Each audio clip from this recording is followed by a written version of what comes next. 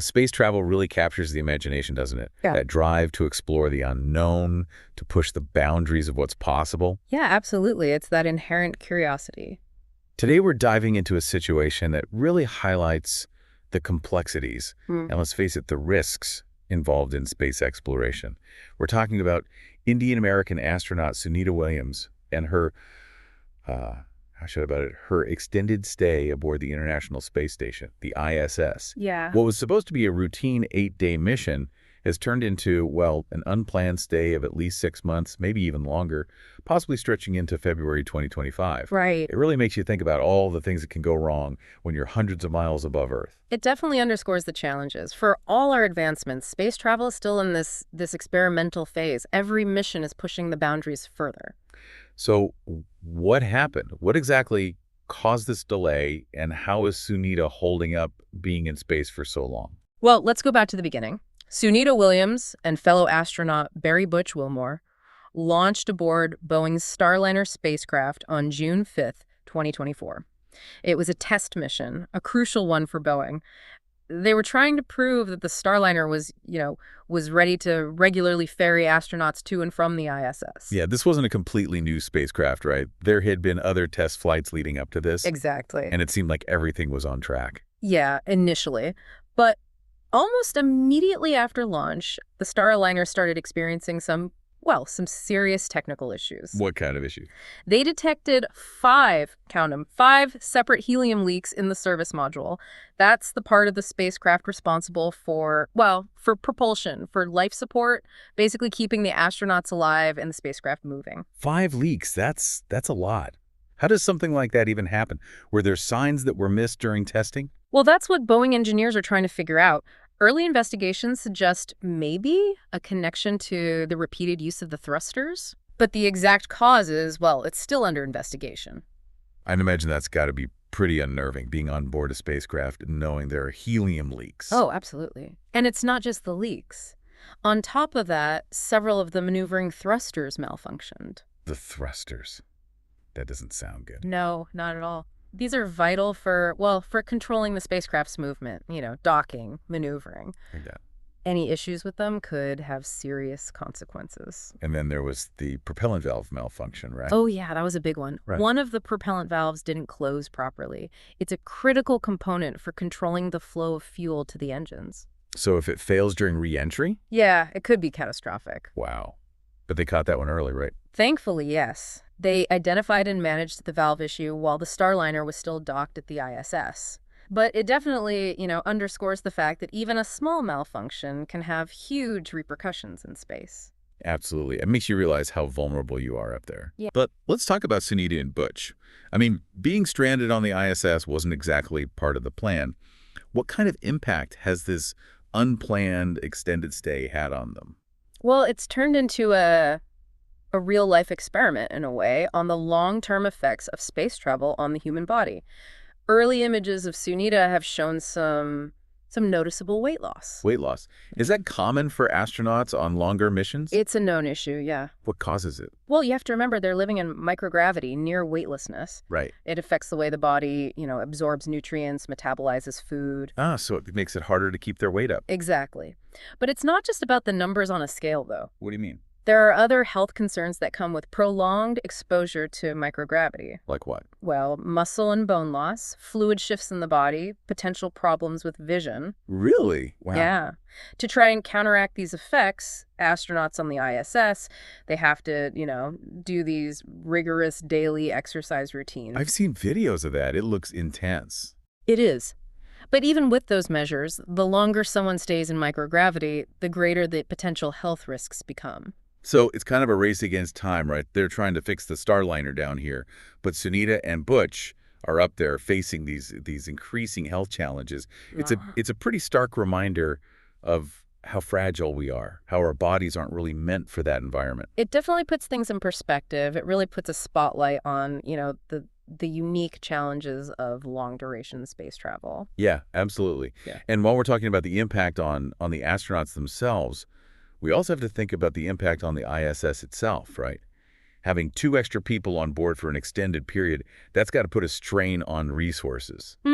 Yeah, that's a good point. Is the ISS even equipped to handle something like that? Well, the ISS is designed to be, pretty efficient with its resources. They recycle water, generate oxygen, food supplies are replenished regularly. So it's not like they're in, immediate danger of running out of essentials.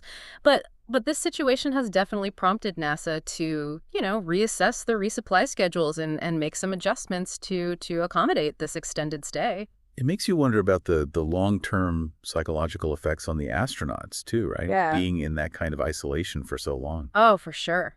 That's something NASA takes very seriously, actually. Astronauts go through extensive psychological evaluations and training before their missions to prepare them for the challenges of living and working in a confined environment, Right.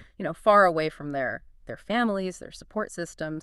And even during the mission, they have regular contact with mission control and access to psychological support if they need it. I can only imagine how stressful it must be. I mean, being stuck in space, not knowing for sure when you're coming back. Yeah. How are Sunita and Butch holding up mentally? Well, from all accounts, they're staying positive. They're, staying focused on their work. They're actively involved in research experiments, maintenance tasks.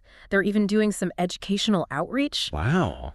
Connecting with students and the public back on Earth. That's amazing. They sound incredibly resilient. They are. It really speaks volumes about their training and their dedication. It does. So let's talk about getting them home. What are the options on the table, and what are the challenges with those options? Right now, there are 2 main possibilities. The first one involves repairing the Starliner, getting it to a point where it can safely bring Sunita and Butch back to Earth. Yeah. But that would mean Boeing has to, pinpoint the root cause of those helium leaks and those thruster malfunctions. Right. And then they have to implement fixes, and then they have to demonstrate through rigorous testing that the Starliner is actually ready for crewed flight again. That sounds like a pretty complex process. It is, and time is a major factor, especially considering, the health risks we talked about with prolonged exposure to microgravity. Yeah, for sure. Which brings us to the second option, which would be using SpaceX's Crew Dragon capsule. It's currently docked at the ISS. So they could potentially hitch a ride back with the next Crew Dragon mission. Exactly. But isn't that SpaceX Boeing's competitor in the commercial crew program? Yeah, it is. But in a situation like this, astronaut safety, it takes precedence over any commercial rivalry. I guess so. It's pretty amazing to see, these 2 companies that are normally, fierce competitors working together like this to find a solution. It really does highlight the bigger goal here, advancing human space exploration as a whole. Absolutely. But even using the Crew Dragon, it's not a simple solution, right? No, it's not. I mean, the Crew Dragon, it's already carrying a full crew of 4 astronauts. Yeah. So to accommodate 2 more passengers, they need to make modifications to the capsule's interior, adjustments to the mission plan. So even the backup plan has its own set of complexities. Exactly. Space travel, it involves meticulous planning. I mean, every mission does. And any deviation from the original plan, it requires, careful consideration. You really have to think about all the potential risks, the consequences. You do. In this case, NASA is evaluating both options very carefully, taking into account the technical complexities, the time constraints, and, of course, most importantly, the safety of all the astronauts involved. It's a tough decision. Yeah. Do we know what Sunita and Butch think about all of this? Do they have a preference? Both of them have expressed, confidence in NASA's decision-making process. They seem prepared for either scenario. They understand the risks, the complexities, and they trust that NASA's putting their safety first. It's incredible. The mental fortitude these astronauts have it's remarkable. I mean, they're facing this situation that most of us can't even fathom, and yet they remain, calm, professional, dedicated. It speaks to the rigorous selection process and the extensive training that astronauts undergo. They're not just, highly skilled professionals. They're incredibly resilient individuals. Yeah. They're able to handle, immense pressure, uncertainty. Their resilience is it's inspiring. But let's shift gears a bit. Let's talk about the broader implications of this incident. How will this impact the future of the Starliner program? Will it affect Boeing's future in in crewed spaceflight? Well, this incident has definitely been a setback for Boeing's reputation. The Starliner program has faced, some challenges in the past, but this one is particularly significant given that, astronauts were involved. Really raises concerns about, the reliability of the spacecraft itself and Boeing's ability to deliver on their promises. Exactly. Boeing is under a lot of scrutiny right now from NASA, from the public, from their investors. They have to not only identify and fix those technical problems with the Starliner, but they also have to rebuild trust. The future of their involvement in crewed spaceflight really hinges on their ability to do that. This situation also raises questions about the future of NASA's commercial crew program in general, right? Right. I mean, the whole point of the program was to encourage these private companies like Boeing and SpaceX to develop these, reliable, cost-effective spacecraft for transporting astronauts to the ISS. The goal was to, reduce reliance on the Russian Soyuz spacecraft and really foster innovation in the private sector. Exactly. But with the Starliner facing these challenges, it makes you wonder if the program is really achieving those goals. It's a valid concern.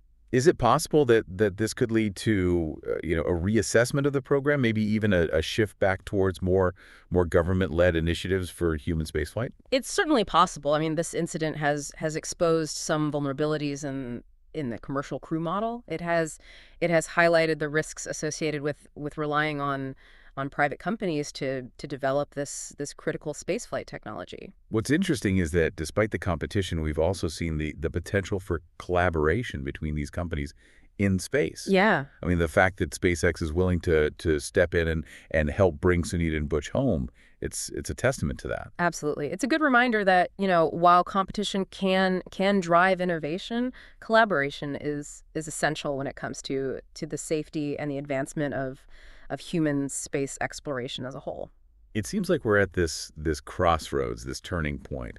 This incident has exposed both the potential and the limitations of commercial space travel. It's really something that's going to shape the future of human spaceflight for years to come. It's a defining moment, that's for sure. Yeah, and throughout this deep dive, we've really focused on the technical failures, the health concerns, this scramble for solutions. But as we wrap things up, I want to zoom out a bit and think about the bigger picture. Why? How will this incident impact the future of space travel as a whole? Well, it's definitely brought to light the fine line we walk between, pushing the boundaries of exploration and ensuring the safety of the people who are actually venturing out into the unknown. Yeah. It's a harsh reminder that space travel is unforgiving. Even small oversights, they can have major consequences. And those consequences, they extend beyond the immediate mission, right? Yeah. I mean, there's the ripple effects on Yeah. research schedules, resupply missions, the whole balance of resources on the ISS. Yeah. It really makes you think, how can we mitigate these risks and ensure the sustainability of our space programs going forward? One of the biggest takeaways here is the absolute need for redundancy in space travel. Yeah, relying on a single spacecraft, no matter how advanced it is, it's too risky. Yeah. Having multiple vehicles, capable of transporting astronauts to and from the ISS, it's not a luxury anymore. It's a necessity. It's like having a backup generator for your house. Right. You might not need it very often, but when the power goes out, you're sure glad you have it. Mhm. But redundancy, that's just one piece of the puzzle. Right. Right. We need to make sure those spacecraft are actually reliable. Yeah. What steps can we take to really improve the safety and reliability of future spacecraft? Well, this whole incident really underscores the critical importance of rigorous testing and verification. Right. We need to be simulating, every possible scenario, every potential failure point, and make sure that our spacecraft can handle it. And this goes beyond just the hardware. Software plays such a vital role in modern spacecraft now, and we need to be just as meticulous in testing and verifying the code. It's a good reminder that human error is always a factor in any complex system, right? It is. No matter how advanced our technology gets, we can't completely eliminate the possibility of mistakes. Yeah. So how do we create a culture that minimizes those errors and encourages constant vigilance throughout the entire process. Well, it starts with, fostering open communication and collaboration. Engineers, technicians, astronauts, mission control, everyone involved in the mission, they need to feel empowered to speak up if they see something that's not right. Yeah. We need a system where, even minor concerns are taken seriously and investigated thoroughly. It's about building an environment where safety is truly paramount. Yeah. Where no one is afraid to raise a red flag, even if it seems insignificant at the time. But let's bring it back to the human element of this whole story. I mean, Sunita Williams and Bush Wilmore, Yeah. they've endured months of uncertainty, separation from their loved ones. How do we better support astronauts during these long duration missions? How do we address those psychological challenges they face? Well, we need to invest in research and develop countermeasures that actually mitigate the risks associated with long duration space travel, and that includes not just physical health but mental well-being as well. Things like providing astronauts with access to virtual reality experiences, enhanced communication with their families back home, personalized support systems. These are just a few examples. It's about recognizing that astronauts, they're not just highly trained professionals. Right. They're human beings. Mm-hmm. They have emotional needs, they have vulnerabilities, and as we start thinking about these even more ambitious missions, missions to Mars and beyond, ensuring their psychological well-being is just as crucial as their physical health. Mm-hmm. So what other lessons can we take away from this experience as we continue our journey into space? This incident has really highlighted how interconnected our space programs are. A single setback, it can have this cascading effect impacting, research schedules, resource allocation, even international collaborations. It emphasizes the need for a more holistic approach to mission planning. Yeah. One that considers not just the primary objectives, but also the potential risks, the ripple effects of any setbacks. This situation has really been a test, hasn't it? It's tested the limits of our technology, our resilience. It has. But even amidst all the challenges, we've also seen this incredible display of human ingenuity, of collaboration. What does this experience tell us about the future of space exploration? Well, Sunita Williams' extended stay on the ISS, it's testament to, to the human spirit, to our curiosity, our determination to overcome adversity. It's a story that really captures both the triumphs and the trials of space travel. Yeah. And it reminds us that the pursuit of knowledge, the pursuit of exploration, it's never without risk. It's definitely a story that will stay with me as we wrap up this deep dive. I'm left with this profound sense of awe for the courage and resilience of Sunita Williams and Butch Wilmore. Their experience, it's a powerful reminder of the challenges and the opportunities that are ahead of us as we continue to venture further into the cosmos. It's a story that will undoubtedly shape the future of human spaceflight, prompting us to really reevaluate our priorities, refine our technologies, and reaffirm our commitment to the safety and well-being of those who dare to explore the final frontier.